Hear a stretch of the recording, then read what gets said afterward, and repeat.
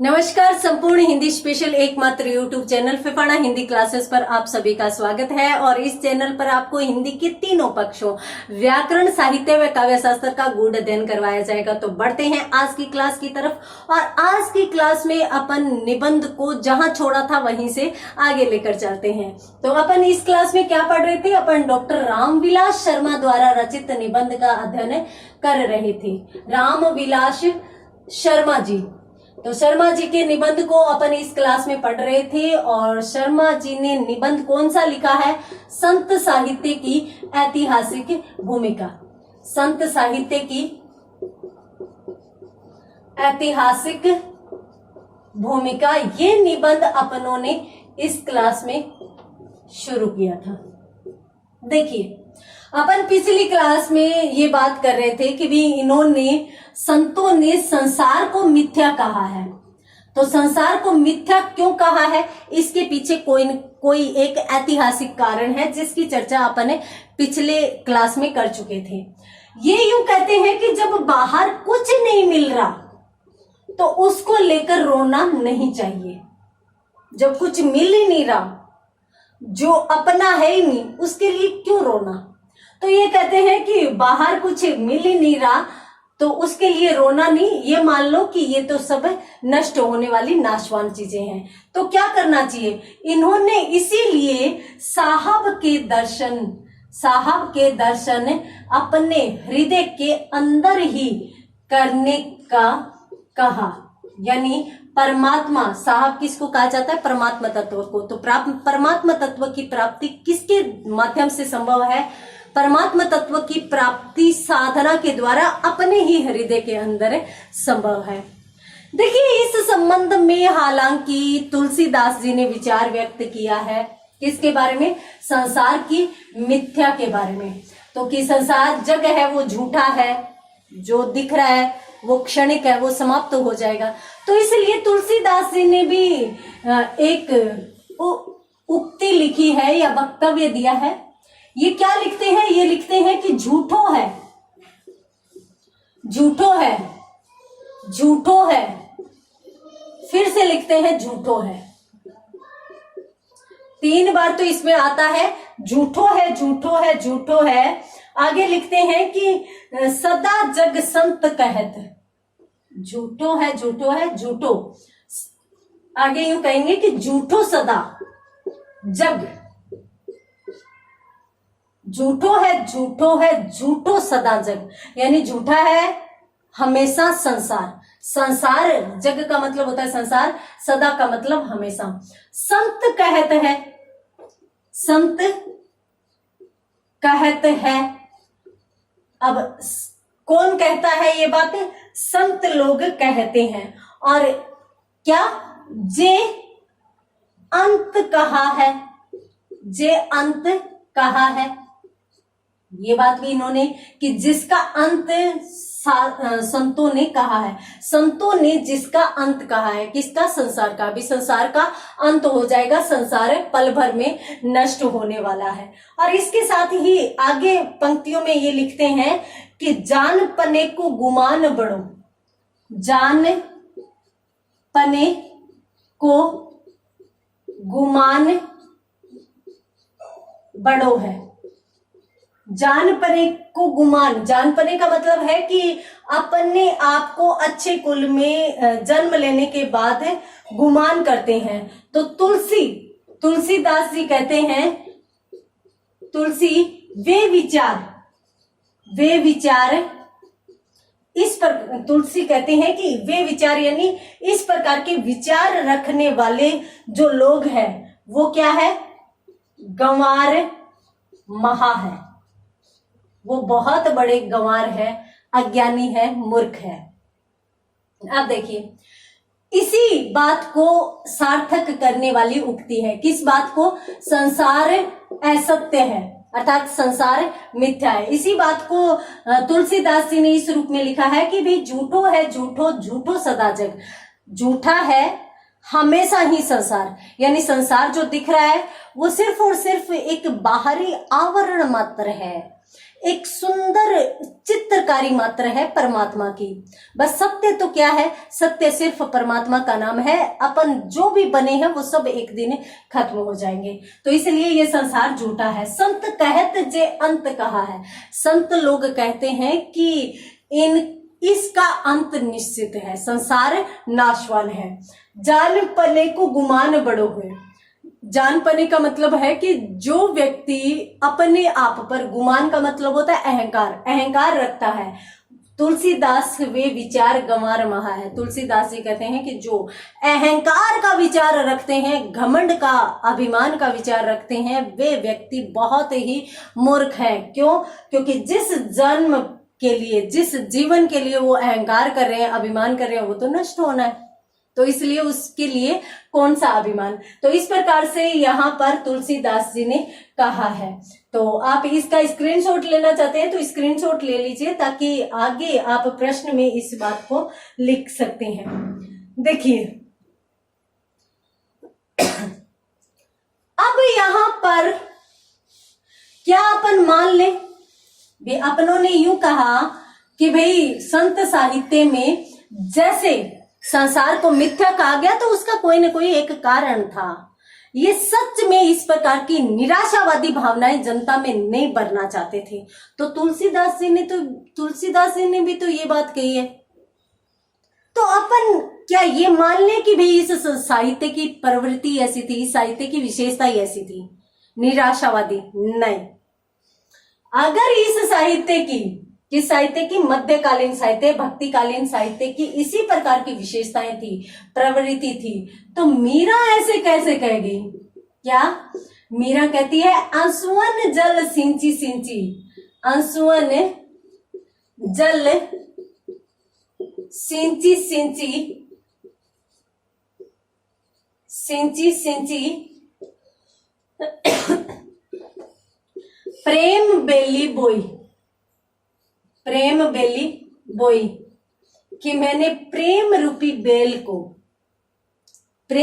Bell को बोने के लिए या उसको बड़ा करने के लिए, उसको प्रफुल्लित करने के लिए आंसुओं के जल से सींचा है। यानी मैंने मेरे प्रेम को प्रगाढ़ रूप प्रदान कर दिया है।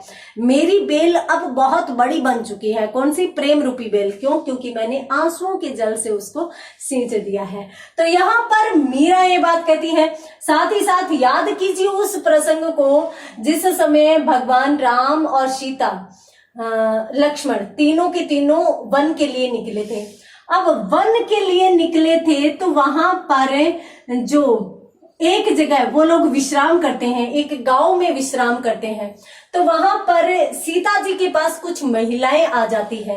तो वो यहाँ पर सीता जी से यूं पूछती हैं महिलाएं कि कहो सांवरे से सखी रावरे को है, कहो सांवरे से सखी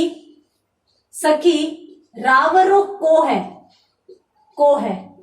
यानी जो महिलाएं हैं वो सीता जी से अत्यंत ही मधुर वाणी में पूछ रही है कि सांवरे से, वो सांवला सा, सखी, हे सखी, रावरे को है, कौन है वो? रावरा का मतलब होता है अपन एक टेक देते हैं। देखिए किसी का बोलने का तरीका होता है, कोई अजी बोलता है, कोई हांजी बोलता है, कोई कहो बोलता है, कोई बोलता है आदेश कीजिए। तो इस प्रकार से सबके अपने अपने शब्द हैं। तो रावरो भगवान राम के लिए ही प्रयुक्त किया गया है कि कहो सांवरे से सखी रावरे को है। हे सखी, तुम हमें ये बताओ कि ये सांवले रंग वाला, ये इतना सुंदर पुरुष ये कौन है? तो जब इतना सुंदर पुरुष और सांवरे रंग वाला, तो इस प्रकार से सीता जी को पूछा जाता है और सीता जी भी अत्यंत शर्मा के, लज्जा भाव से और मुस्कुराकर इस प्रकार से बोलती नहीं है, परंतु क्रिया ऐसी करती है कि वो औरतें समझ जाती हैं। तो देखिए ये क्या है फिर? अब इनमें कोई भी ऐसी उक्ति आपको नजर आ रही है क्या जो मनुष्य में निराशा भर दे? या मनुष्य को ये कहे कि भाई किसी से प्रेम मत करो, क्यों? क्योंकि सब कुछ नष्ट होने वाला है। ये उक्तियां हैं वो इस कथन को समाप्त कर देती है। तो देखिए, ये जिस रूप में कि भी संसार मिथ्या है, संतों ने ये बात कही है, तो इसकी जो आलोचना की जाती है, ये आलोचना संत साहित्य का मात्र एक छोटा सा अंश है। ये पूर्ण संत साहित्य नहीं है जिसके आधार पर अपन आलोचना करेंगे, ये तो छोटा सा अंश है मात्र। और छोटा सा अंश किस लिए? एक कारण विशेष के लिए कि भाई हम जब कहते हैं ना कि भाई आत्महत्या करने से अच्छा है, वो अपने मारवाड़ी में कहावत है, राड़ से अच्छी बाढ़। तो उसी प्रकार से ये है कि भाई अपन जब सामना नहीं कर सकते परिस्थितियों का, तो हम अपने अंदर ही खुशियां ढूंढ ले। तो इसके लिए एक रास्ता दिया था जो मात्र छोटा सा अंश है। जबकि प्रेम तो इस साहित्य में कूट कूट कर भरा है। यदि आपको विश्वास नहीं होता, आपको फिर कबीरदास जी दिमाग में आते हैं, तो मैं आपको बता देती हूँ कि कबीरदास जी ने स्वयं ही एक बात और लिखी है, एक पद और लिखा है। और वो पद कौन सा लिखा है?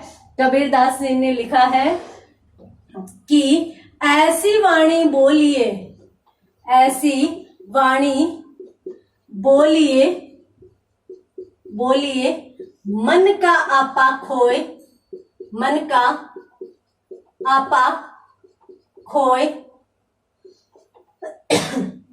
आरन को शीतल करे, आरन को, यहां पर शीतल आएगा, आरन को शीतल करे, करे आपहु शीतल होए। कबीरदास जी ने स्वयं कहा है। जब हम प्रेम की बात कर रहे हैं कि भाई प्रेम की वाणी बोलिए, इतना मधुर बोलिए कि औरों को भी शीतलता मिले और अपने को भी शीतलता प्राप्त हो। यदि अपन ऐसी वाणी की कल्पना कर रहे हैं, तो बता दीजिए यहाँ पर यदि अब कबीरदास जी पूर्णतः ये माने, इसी विचार पर चले कि भाई संसार नष्ट होने वाला है, तो इस प्रकार का कथन वो दे सकते हैं क्या? नहीं, ये मात्र एक छोटा सा अंश है। उनके काव्य में भी प्रेम भरा पड़ा है। देखिए, कबीरदास जी ने साखियां लिखी हैं, शब्द लिखे हैं, रमैनी लिखी है। दुल्हनी गावहु मंगलाचार, हम घर आयहु राजा राम भरतार। तो दुल्हन यानी आत्मा रूपी नायिका है, वो सज धज कर तैयार हो रही है। क्यों? क्योंकि उसके घर परमात्मा तत्व रूपी जो नायक है या उसका जो भरतार है, उसका जो स्वामी है, वो आ रहा है। तो यहाँ पर इस प्रकार की बातें यदि कही जा रही है, तो कबीरदास जी के संबंध में अपन ये बात तो कह ही नहीं सकते कि भाई कबीरदास जी अकेले ही संसार की नश्वरता के पक्ष में ही थे, अन्य किसी संबंध में इन्होंने विचार व्यक्त नहीं किया। इन्होंने भी जातिगत भेदभाव को नष्ट करने का प्रयास किया था। इन्होंने भी हिंदू मुस्लिम संबंधी कट्टरता का विरोध किया था। इन्होंने जातिगत भेदभाव को समाप्त करने के लिए कोशिश की थी। इन्होंने प्रेम का भाव फैलाने का प्रयास किया था। एक पक्ष और है संत साहित्य का, कौन सा? नारी। देखिए, इससे पहले की यदि अपन देखें, हाँ एक चीज और है, नारी के साथ वीर भावना भी है। देखिए, वीर भावना इससे पहले, किससे पहले? संत साहित्य से पहले सिर्फ दरबारों तक सीमित थी। दरबारों यानी जो कवि होते थे वो दरबारी होते थे, तो वो राजा की वीरता की प्रशंसा करते थे और राजा का यशोगान वो करते थे। तो यहाँ पर वह दरबारों, वीर जो भावना है वो दरबारी या दरबार से संबंधित थी। इन्होंने उस वीर भावना का चित्रण नहीं किया जो इससे ठीक पहले आदिकालीन साहित्य में जिस प्रकार की वीर भावना का वर्णन हो रहा था। इन्होंने प्राचीन जो महाकाव्य है उनमें जिस प्रकार से वीर रस का चित्रण किया गया था, जिस प्रकार से वीर भावना का चित्रण किया गया था, उस प्रकार से अपने साहित्य में वीर भावना का चित्रण किया। तो इनके साहित्य में ऐसा कहीं नहीं था कि भाई अपन है वो सामंतवादी व्यवस्था का अनुकरण करते रहे। इन्होंने जो सदियों से पीड़ित थी, जो संस्कृति विहीन जनता थी, उनके साथ खड़े होने का प्रयास किया। तो उम्मीद करती हूँ कि आज की क्लास में अपनों ने जो देखा वो आपको समझ में आया होगा। तो मिलते हैं आगे की क्लास में आगे के निबंध के साथ, तब तक के लिए धन्यवाद।